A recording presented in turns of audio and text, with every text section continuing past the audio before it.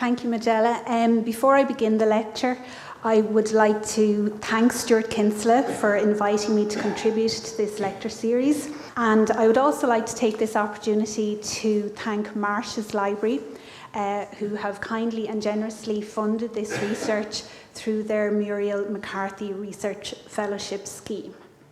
So, first of all, I would like to give you an overview of the lecture.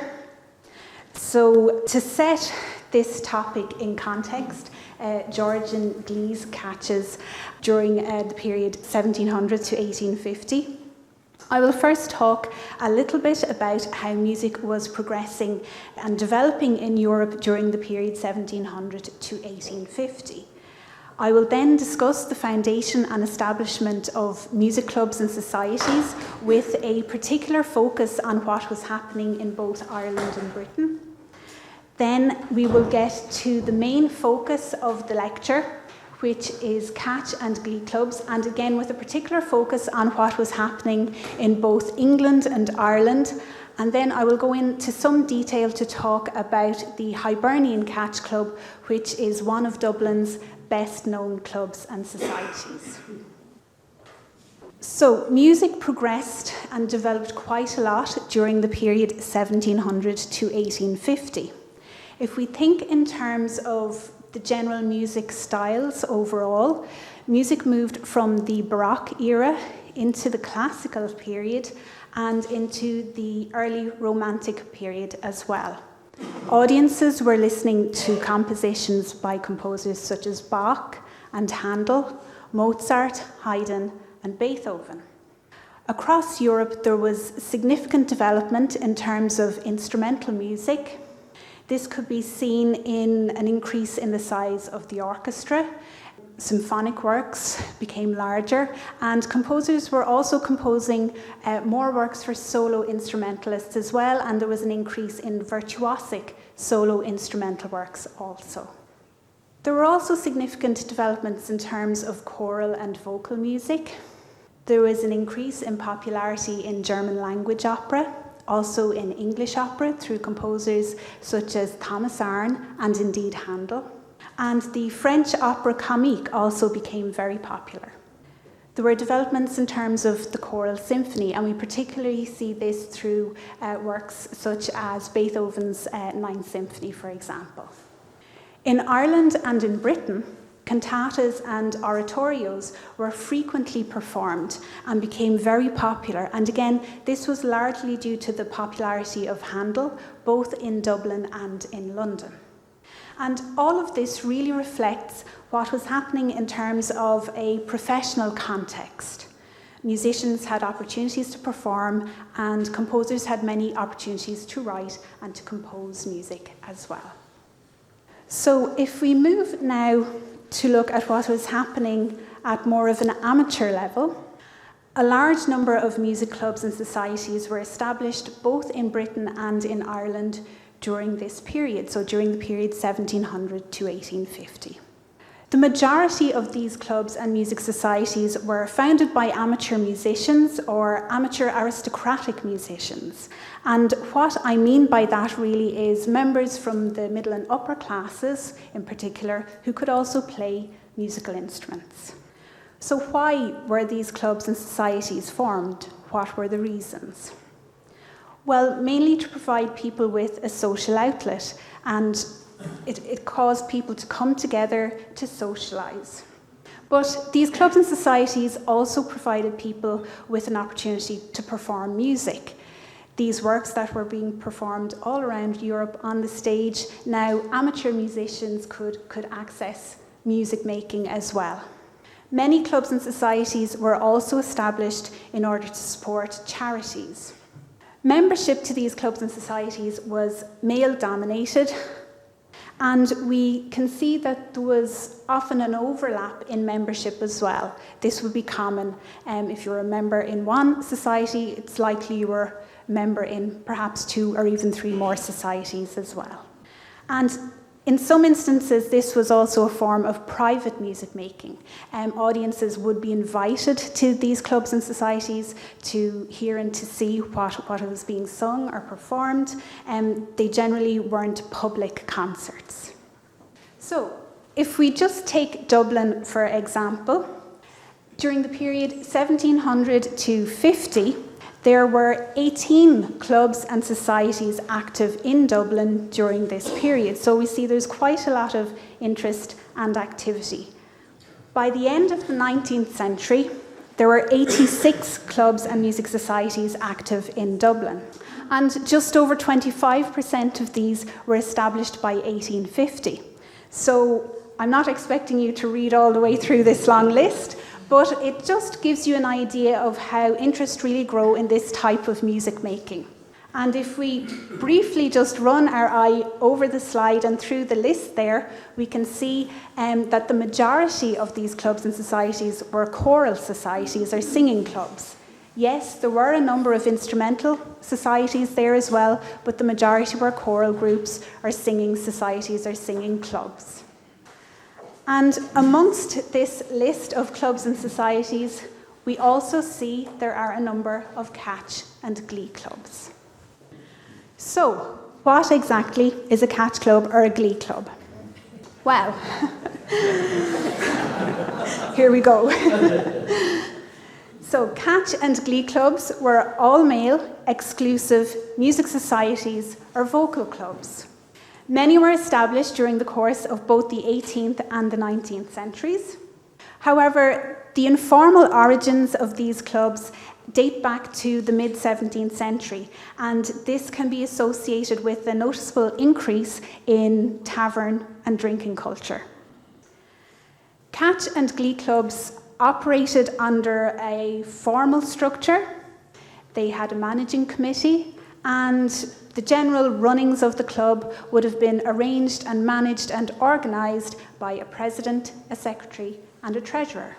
These clubs and societies would employ various rules, and these rules pertained to admittance and membership. And really using these rules and invoking these rules helped to protect membership, which was generally reserved for gentlemen from the middle and upper classes. Amateur and professional singers were permitted to join catch and glee clubs, and the presence of professionals contributed to the overall standard of performance, but also contributed to this notion of prestige that people associated with these clubs as well. Catch and glee clubs would meet on a regular basis during the season, which usually took place between September, October, November, right up until June. And they would meet sometimes on a weekly basis, sometimes fortnightly or monthly. And just to emphasize again, this was a form of private music making. They were performing to other members of the club or society, or perhaps invited members or guests. This wasn't a public form of music making. It wasn't a concert style setting or context.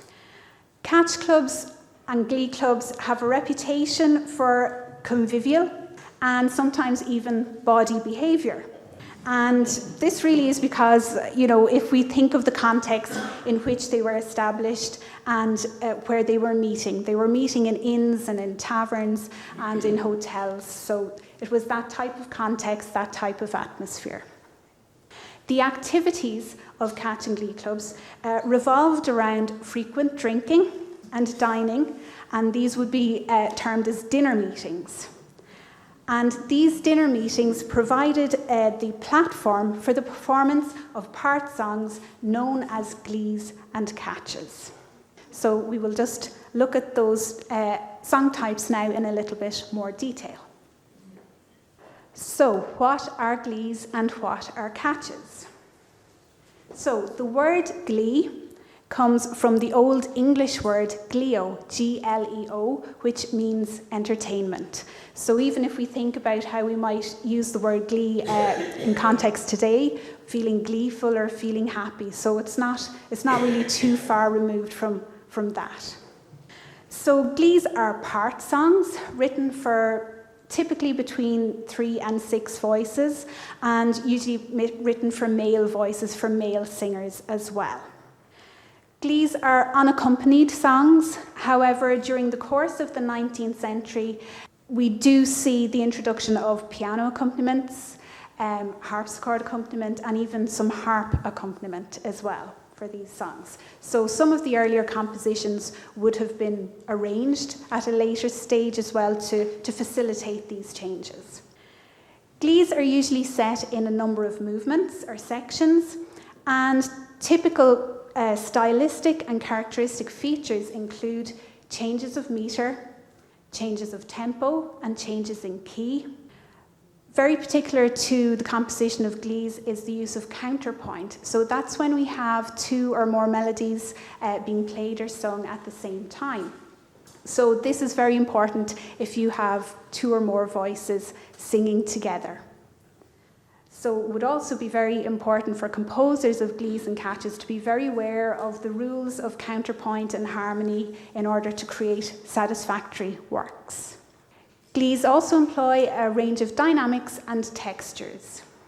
And they share, I suppose, some similarities with the English madrigal as well. So if we think of that type of song, you can relate the Glee to the English madrigal. They're not the same, but they do share some similarities. So in contrast to the Glee, we have the catch. And a catch is a comic round, typically written for 3 or 4 male voices. And the interest in the catch really lies in the text and how the text is set. When the catch is sung, what happens is we can get a juxtaposition of the words and the texts. So what that means really is sometimes the meaning of the text and the words can change. So this sometimes can lead to humour, or can sometimes result in catches and the text being quite bawdy or robust. So the purpose of the Glee really was to counteract the catch. As society progressed during the course of the 18th century, people were becoming far more aware of politeness, and it was very important to be polite. So these catch and Glee clubs tried to disassociate themselves from this rather negative, perhaps, influence of the catch and the connotations that went with that. So they turned more towards the performance of Glees. I will now look at what was happening in England, both in London and in Provincial England, in terms of catch and Glee clubs. And this type of activity really was widespread throughout England. So, to look at London first. Catch and Glee clubs were widespread throughout London. During the period 1761 to 98, there were 8 catch and Glee clubs established in the city and active during that time. And these continued to be active right into the 19th century. The most notable of these clubs was the Noblemen and Gentlemen's Catch Club. This was established in 1761 by a group of noblemen, hence the name. This was an extremely popular, prestigious, and fashionable club. Membership increased over the first 10 years. It increased a number of times, and should any vacancies arise, they were quickly filled. Such was the demand to be a member in this particular club. The Noblemen and Gentlemen's Catch Club admitted both amateur and professional musicians, and again, the inclusion of professionals helped contribute to the standard of performance, and overall the standard of performance from this club was quite high. Notable professionals admitted to this club include the leading English composer Thomas Arne and Italian violinist and composer Felice Giardini. And it's important to remember that professional members who were involved in this club were also involved in other aspects of musical life in London City. This particular club made a significant contribution to the repertoire. They established a prize-winning competition for the composition of the best Glee. Many composers would enter this competition, and winning glees and winning compositions would infiltrate the repertoire. They would be published individually and often published in anthologies as well.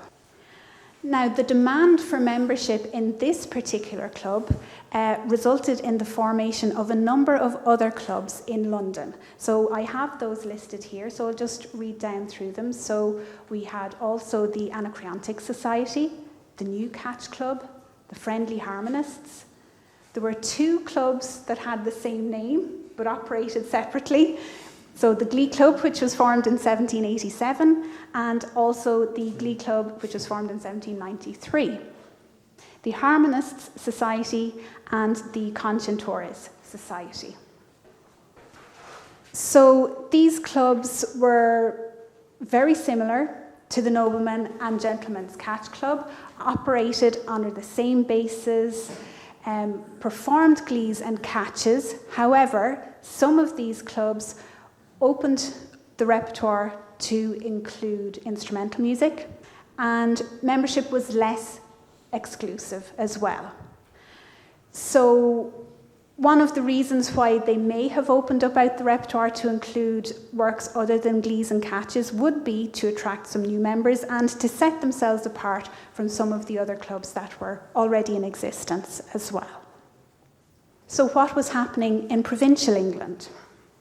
Again, catch and glee clubs were popular and widespread throughout provincial England. So again, if we just briefly look through the list of the cities here, between 1770 and 1800, catch and glee clubs were active in Oxford, Canterbury, Salisbury, Chichester, York, Lincoln and Norwich, Lichfield, Bristol, Bath, Nottingham, Liverpool and Manchester. So all over England, they weren't really confined to any one area. And this really isn't surprising if we think of what was happening in a wider context at that time. There was an increase in population in the English provinces. Also, there was an increase in middle incomes. So people needed an outlet for socialising. So these clubs and societies formed. Many of these clubs were modelled on what was happening in London and with the London clubs, operating again under the same formal structures. However, membership again was less selective, and the standard of performance, although it was good, would not have been as high as it was with the Noblemen and Gentlemen's Catch Club in London, for example. Again, the repertoire included glees and catches. However, some of these clubs also opened up repertoire to include the performance of instrumental works as well. So, a little closer to home, we will now have a look at what was happening in Ireland in this respect. So, there was a presence of catch and glee clubs in Ireland during the period 1700 to 1850. There was a catch club in Cork. This was established around 1800 and performed a number of times during the early 19th century. There's evidence to suggest that catches and glees were performed by a society in Castlebar, the Castlebar Harmonists Society. Although it may have not been a dedicated catch and glee club, they did, however, include catches and glees in their repertoire. And then there were 4 clubs established and active in Dublin during this time.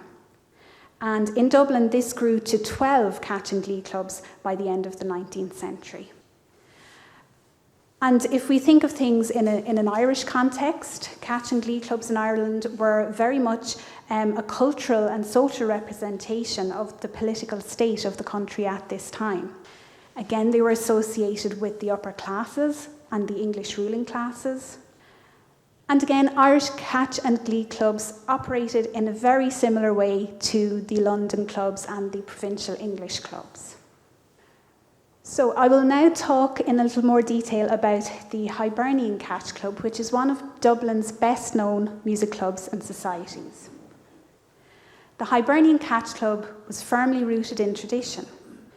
This club demonstrates little development or evolution from its establishment circa 1680 through the mid-19th century and indeed beyond. The club still exists today. What's interesting about this club is the formalisation of its establishment appears to predate any of the London-based clubs or the English provincial clubs, so that's quite interesting. The Hibernian Catch Club was established by the Vicars Choral of St Patrick's and Christchurch cathedrals. And examination of the relationship between the Hibernian Catch Club and both Dublin cathedrals offers an analysis of a distinct cultural and performing network that enhances our understanding of culture and society in 18th and 19th century Dublin. Again, if we think a little bit broader in context, these choirmen were active in many aspects of musical life in Dublin during this period. Again, they weren't just members of the cathedral choirs, they weren't just members of the Hibernian Catch Club, but they performed in other contexts in the city as well. Now, this was frowned upon by the cathedral authorities. They didn't approve of members of the choirs participating in things that were going on in the theatres and so on in Dublin. However, they were allowed to perform in support of charities under the understanding that they weren't paid for doing so. The Hibernian Catch Club, again, sets itself a little bit apart from some of the other clubs in the respect that it was initially established by professional singers. These were all members of the cathedral choirs, as I have already said, and they were paid professionals. Whereas the Noblemen and Gentlemen's Catch Club was established by amateurs who had an interest in music. However, professionals were permitted to join that particular club. So, who were the other members of the Hibernian Catch Club? Well, there included clergymen, lords, judges, medical doctors, lawyers, fellows, and the Provost of Trinity College. This club permitted honourable members, and most notable honourable members include the Irish poet-songwriter Thomas Moore and the cathedral composer John Stevenson. The Hibernian Catch Club met at various venues throughout Dublin City, and again, most notable include the Ancient Concert Rooms, which was located on Great Brunswick Street, now Pearse Street, and also Harrington's Hotel, which was located on Harcourt Street. This particular club met on both a weekly and monthly basis, and it was at these monthly dinner meetings this provided the platform for the performance of the Glees and catches. There was a particular structure to proceedings at the dinner meetings. After dining, once dining had taken place, then the Glees and catches would be performed, and various toasts were made as well. Now, despite this club's reputation for poor behaviour, during the course of my research I found very few references to anything bad happening, so to speak. One particular incident that does stand out in my mind, and there were very few, at a dinner meeting that took place in 1803. After the bill had been paid, a number of members from the club continued to order more wine. And this didn't go down very well with the authorities associated with the club. So this led to later establishing a rule where they changed from ordering wine to ordering port in future because they felt wine was too expensive. So the repertoire performed by the Hibernian Catch Club largely revolved around the performance of Glees and catches, but again, like some of the other clubs we've looked at so far, they included other types of songs as well. So they also performed madrigals, elegies, canons. However, they did not open the repertoire out to the inclusion of instrumental music. This particular club also ran a prize-winning competition, similar to the Noblemen and Gentlemen's Catch Club in London. And again, prize-winning Glees infiltrated the repertoire and pretty much helped keep things going. There was a constant flow of new compositions which would help generate interest and continue the performance of this type of song. So, in conclusion, catch and glee clubs were widespread. Their activities represent a male-dominated, elitist society. These clubs and their activities very much contributed to the development of repertoire. This type of music making represents private music making and really just represents one aspect of music making during the course of both the 18th and 19th centuries.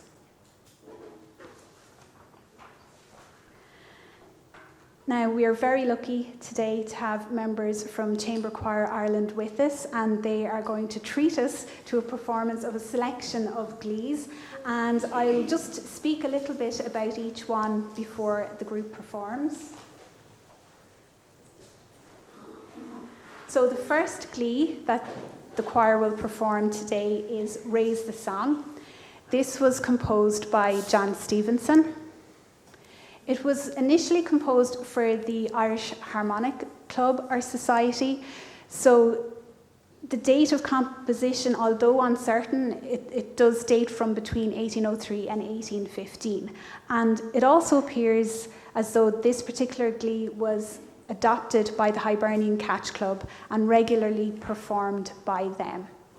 In fact, it was performed at every dinner meeting given by the Hibernian Catch Club that took place between 1897 and 1904, and I believe it's still performed today.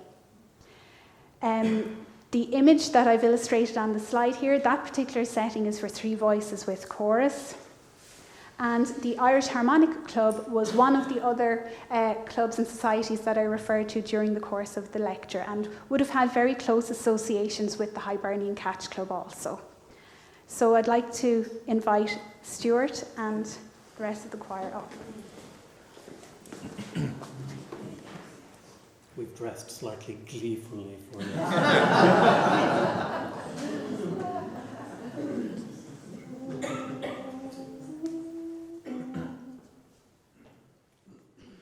Raise the song and strike, strike the harp, strike, strike the harp. Send round the shells of joy, send round the shells of joy, send round the shells of joy, the shells of joy. For the thunder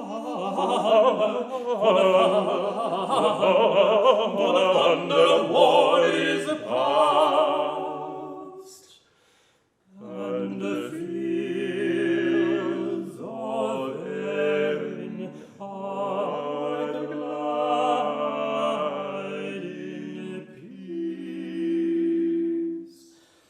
The fields of Erin are glad in peace. Raise your 100 bards, the voice of joy. Raise your 100 bards, the voice of joy. Ye 100 bards, the voice of joy. Ye 100 bards, the voice of joy. The voice of joy.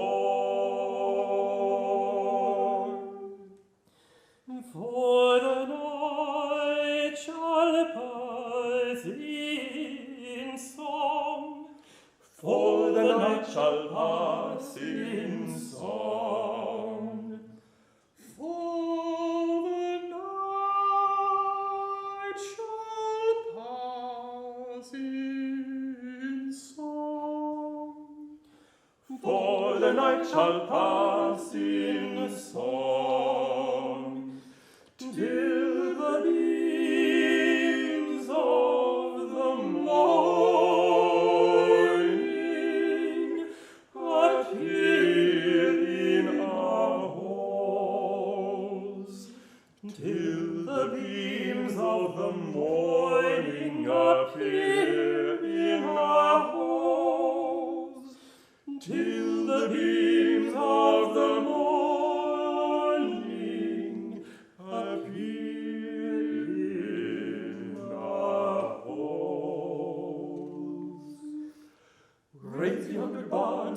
voice of joy. Praise ye 100 bards, the voice of joy. Praise ye bards, the voice of joy. Praise ye bards, the voice of joy.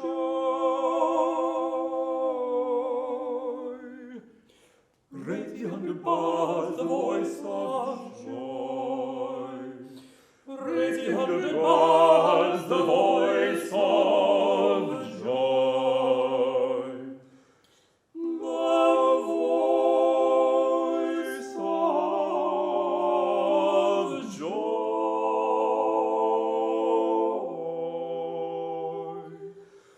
The voice of joy. The voice of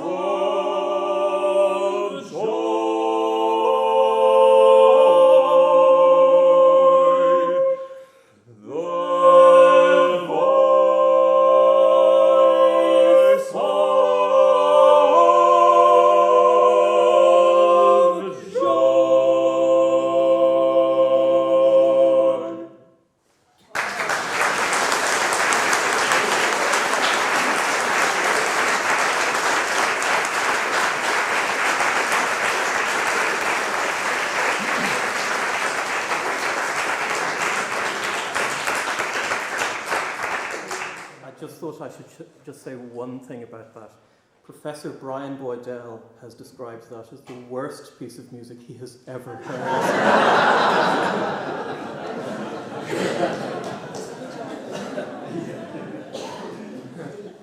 I'll say on that note, I don't think I can really say any more. So, the next glee that will be performed is Loch Arbor. This was composed by John Wall Calcott.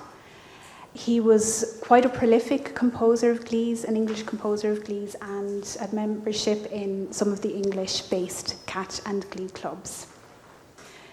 So if the choir again are ready to perform.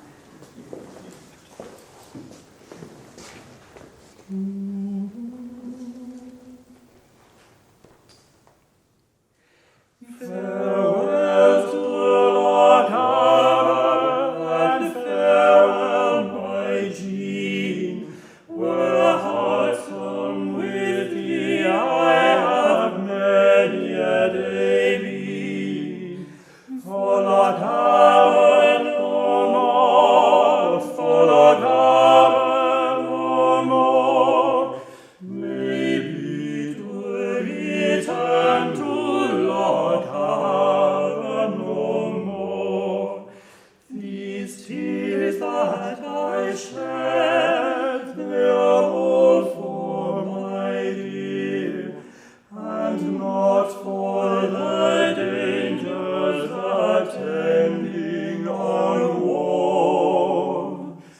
Though born of seas to a far distant shore, maybe to return to Loch Arbor no more, maybe to return to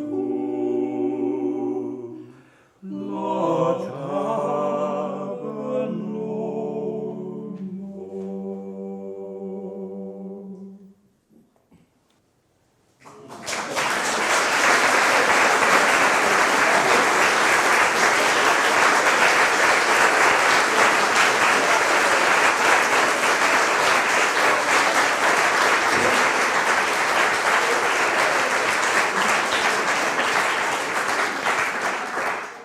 So I would like to thank the choir and thank you all for attending today. Thank you.